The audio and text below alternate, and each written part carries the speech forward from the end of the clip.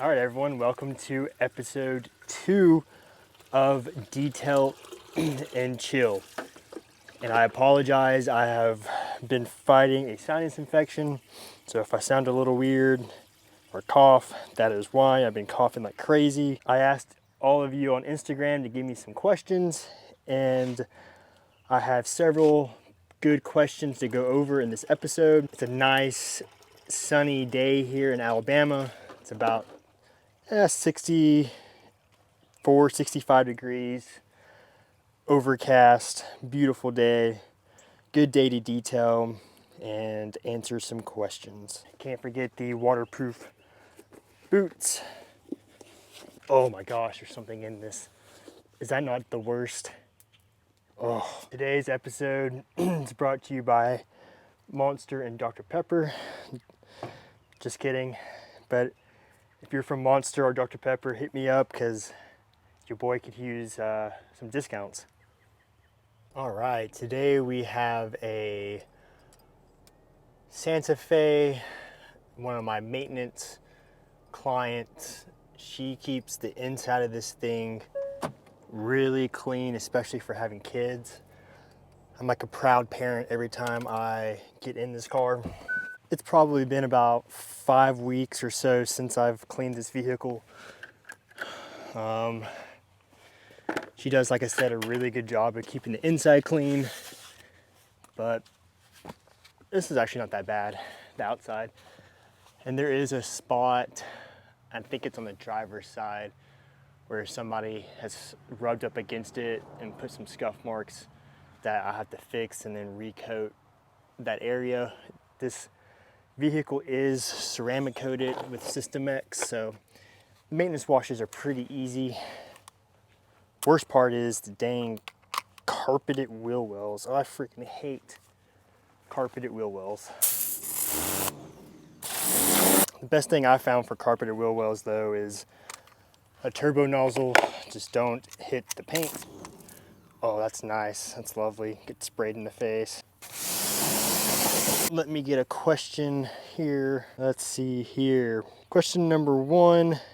Eric, how do I get on the podcast? Brother, just let me know when you want to be on the podcast. It'd be an honor to have such a awesome car builder on the podcast. Question number 1 was asking how was Barrett Jackson in West Palm Beach.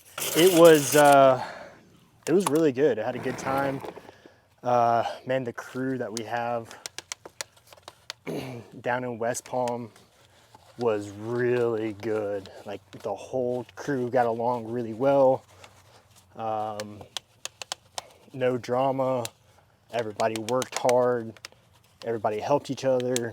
It was different than Scottsdale. It was not as busy. That's the wrong wording. It was still busy, but it wasn't as hectic as the Scottsdale show. Man, the Scottsdale show is all day, every day. You know, you could be walking 20 miles a day between tents and different showcases. And, you know, they told me in that show, like, if you make it through a Scottsdale show, then the rest of them are pretty easy. And that was definitely the truth. But I had a really, really fun time. Some of y'all know I drove from Huntsville to Weaverville, just north of Asheville, and rode down with my buddy Mitch. We took his mobile van, his mobile detail master van down there. So we had a mobile rig down there where we could wash some of the dirtier cars. Sometimes cars come in down there that are just too dirty to do a waterless wash on. So we like having a mobile van down there we can actually do a full contact wash with. But as soon as I got back, this is when my allergies started going nuts.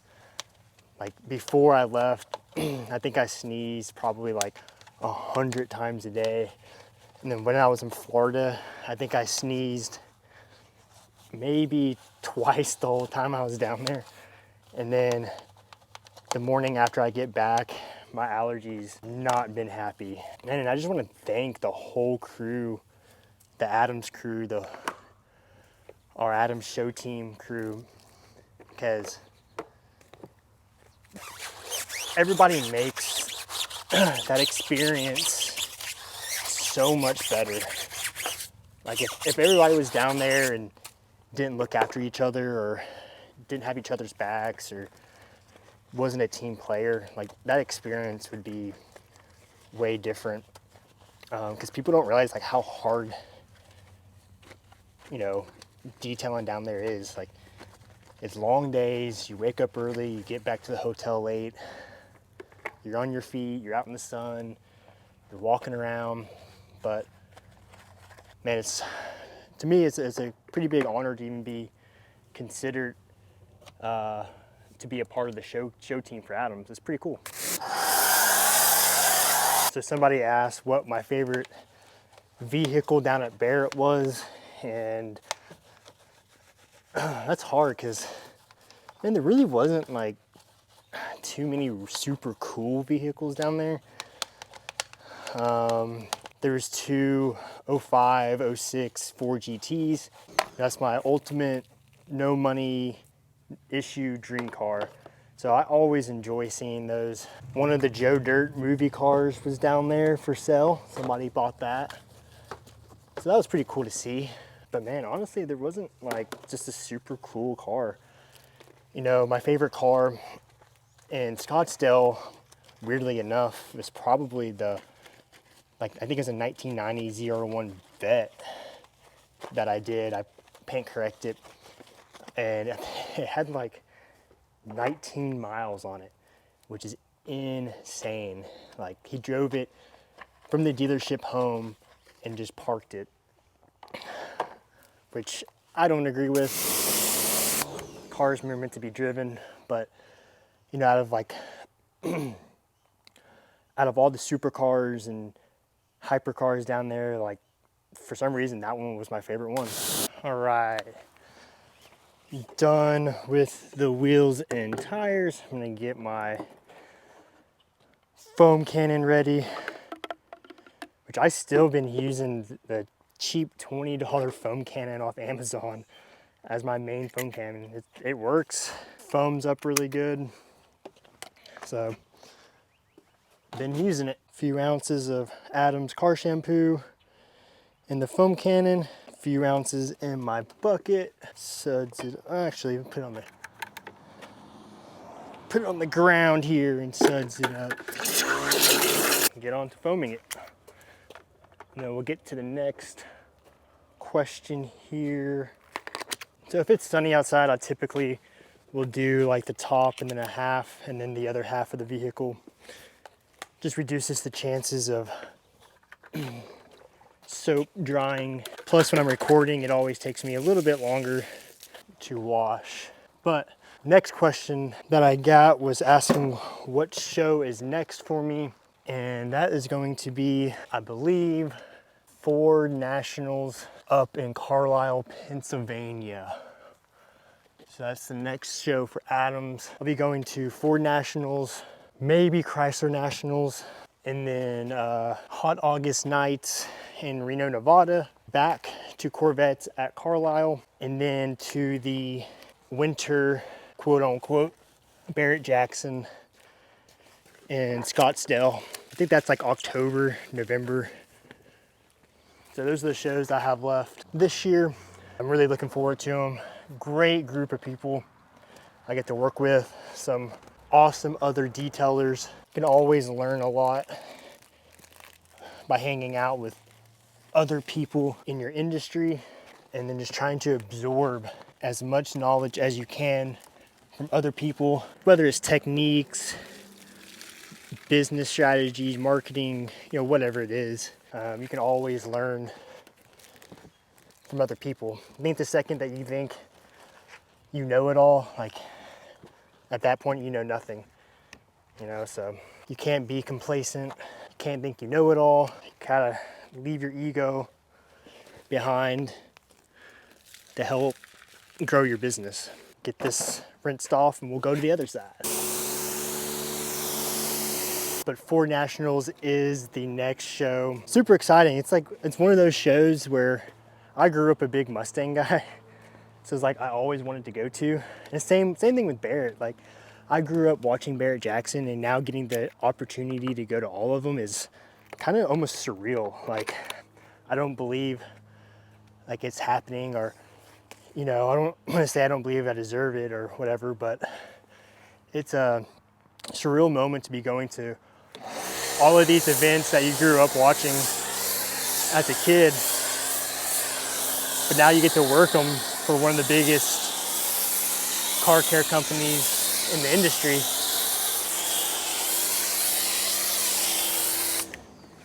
It's definitely pretty cool. All right, quick battery change. Next question, thoughts on ceramic coating industry. This is could be a spicy topic. My thoughts on the ceramic coating industry, and I may get flack or hate for it, whatever, but man, there's so much BS in the industry now. Just from the time I started Detail Lab like 8-9 months ago, it has just gotten insane. I'm not gonna lie. Some of the absolutely insane claims on durability, and you may be, I can hear people now, but Charles, you use System X, they have a 10-year coating. Yeah, and I don't know if System X would have watched this, but I stopped marketing their 10-year coating, and now whatever they say their coating lasts, I half it. So I use their max, their 10-year coating.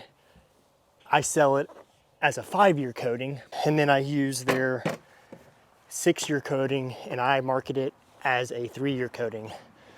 So I've essentially removed their 3-year coating from my lineup. 10-year coatings, lifetime coatings, whatever it may be, this is not gonna last that long. And I get the fine print, System X, you have to come in once a year, or the detailer has to see the vehicle once a year, and then they actually apply a top coat. So essentially another ceramic coating on top of that coating. So the initial ceramic coating is not last 10 years or 6 years or however long they claim. You have to go back and another coating has to be applied on top. Now, I want to make it as easy as possible for my customers and still give them a good product. Do I believe System X has a good product? Yes, I do. Do I believe that it needs to be marketed as a 10-year coating? No, I don't. I think if they market it as a 5-year coating, it would be better, because I believe in the real world, that's probably about how long you're gonna get out of it. Because people don't necessarily, first of all, detailers don't educate their customers. Most detailers don't educate their customers on how to take care of their coating.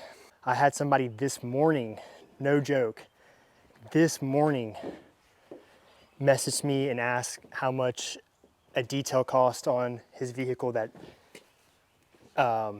is ceramic coated with System X. And so I messaged him back and asked how long ago was it coated, and he said about a month. And then I asked him if the detailer told him about reset washes, like every 4 months or so. A ceramic coated vehicle needs a good reset wash with a higher pH soap to clean out the pores of the ceramic.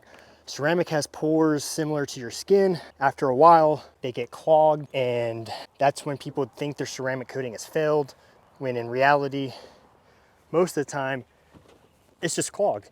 It just needs to be exfoliated, cleaned out. But detailers don't tell, well, I don't think these fly by the night. Most detailers probably don't even know how to properly maintain a ceramic coating, first of all. So they don't even know to tell their customer. It's not like they're just withholding the information. They don't even know. I had to go explain what a maintenance wash was, why it was needed, and the customer told me, he's like, yeah, he didn't tell me that. I can't tell you how many times, it's at least probably once a week, I get a message from another detailer's client asking about their ceramic coating, and then like, oh, it's not working like it used to. And then I ask about, well, has it had a reset wash? Most of the time it's just silent because they don't know what I'm talking about. And I have to go through that whole spiel, explain to them what a reset wash is, whenever that should have been the original detailer's job, not mine. Which I don't mind educating people. It's just a little frustrating that we have detailers out here that aren't educating their customers. All right, guys, I got you in the shade now. My camera overheated a little bit. What I was saying is these companies are making it more accessible for any idiot to apply a ceramic coating, and they have no idea what they're doing. And then I gotta go back behind them, fix their mess up. I've had to do it. I got a F250 here soon that I have to was ceramic coated last year, and he had issues with the coating like a couple months in, and then supposedly it was brought in and fixed, and I don't think it was fixed how the detailer said it was fixed. And they reached out to me, and now I got to redo the entire truck. I gotta repolish, recompound, get all of the ceramic coating off. Now it has supposedly 2 layers of coating. So now I gotta go fix another detailer's mess up. And you know, unfortunately, it's out of pocket for that customer. It sucks. But this is why you do research, you ask questions, you look at a detailer's social media, website, to understand that they know what they're doing, right? Look at reviews, ask how long they've been doing it, ask what coating they're using, do some research yourself on the coating, and make sure it's a quality coating before you spend the money. A professionally applied ceramic coating, I get it, guys, it's not cheap. And it shouldn't be cheap. There's a lot of work that goes into a proper ceramic coating job. And that's where the ceramic coating industry is kind of getting a little crazy. Is, you know, you got these people who just think, oh, I'll just throw a ceramic coating on and without proper prep. Or you get one of these detailers who, and they apply the ceramic coating, and then 6 months down the road, you have an issue with it, and all of a sudden they're not in business anymore, right? And then you gotta pay another detailer to fix their mess up. Guys, it happens all the time. I deal with it a lot, and it's sad. I hate being that guy that has to go back and fix other people's mess ups. It happens a lot, more so than you probably think. The only thing I can do is try to educate people so they can make a better decision how to spend their hard-earned money. That's all I can do. If a customer wants to go with somebody cheaper, it doesn't hurt my feelings. I wish them good luck, but I've had it happen where a customer went with somebody cheaper. 6 months later, get a message. I'm like, hey, this name looks familiar. And they asked me how much it costs to fix a ceramic coating. And I'll tell you this, to fix a ceramic coating costs more than it would if I just apply the ceramic coating from the beginning. So just be mindful of that. It takes more time to remove a messed up ceramic coating than it does the initial application. All right, sorry guys for keeping you in the garage. Not a good view, but if you know if they make some type of like umbrella for cameras, man, send homeboy a link. One thing I will say is if you do make a mistake, just own up to it, get it fixed right. Don't try to touch it up or just have a body shop, fix it right, and that'll go a long way with the customer. I've only had it happen once, and I was straight up with the customer, and he was completely fine with it, you know? Like, he understood mistakes happen, and, you know, he was just happy that it was getting fixed properly, and still left me a 5-star review. So, yeah, just be honest with your customers, and that'll go a long way if you do have a mistake. Or I should say when you have a mistake, because it's going to happen. You know, we're all human. You maybe have an off day, you don't feel good, whatever the case may be. Mistakes are gonna happen. All right, so last time I was here doing a maintenance wash, I noticed some scratches on this door. The owner said that they had to take it to the dealership, and what I'm guessing happened was whenever they were taking it off the rack, you know, they pushed the legs of the rack out, and it looks like a perfect scuff mark with some jeans or pants, but it covers about half the door right here, so I'm going to get that fixed up for her. But while I do that, let me, first of all, not blind myself. I have a couple more questions. What is my favorite brand? Be honest with y'all, I'm not really brand loyal. There's not one brand that has the best chemical for everything. So I try to use what's gonna give me good results and it's also cost effective. You'll see me use a lot of Adams. I think they do have a good overall line of brands, but they don't have the best of everything. And like I said, no company does. All right, let me polish this real quick.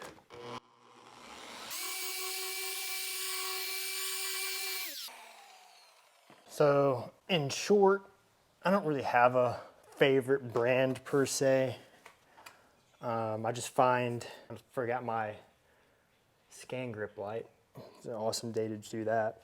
But I just find chemicals from each brand that I like, that work well, and I just go with that. A little bit more. Clean this off and then get it recoated. All right, let's see if I got one more question here. All right, last question I'll go over. Somebody asked why I started Detail Lab, and that's a good question. So I didn't just start detailing when I started Detail Lab.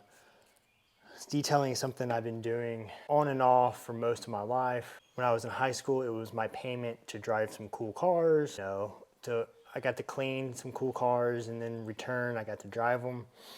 And then when I was in college, I detailed at a Porsche, Audi, Jaguar dealership. And then I got out of it, got a quote unquote real job. I was kind of in between, I won't say in between jobs. I had a job building custom lake houses down on Smith Lake. Some really nice $1 million plus lake houses. And my boss, I don't know his case, got into some financial trouble, whatnot, pretty much quit paying.